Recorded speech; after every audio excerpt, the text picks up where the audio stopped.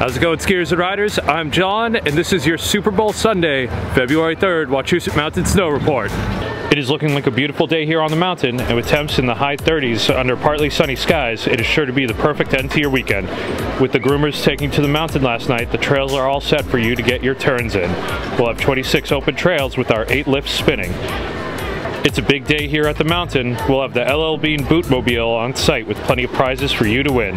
Come check it out. Go Pats! Yes, yes, yes, right on! It's Super Bowl Sunday, and what better place to cheer on the Patriots than at Wachusett? Come get your turns in and then head down to the Copper Top for a drink and some food. We'll have live music from 4 to 6, so grab a table after skiing and riding for a great time tonight. Yeah, go Pats! Who's your favorite player? Chris Hogan. There we go.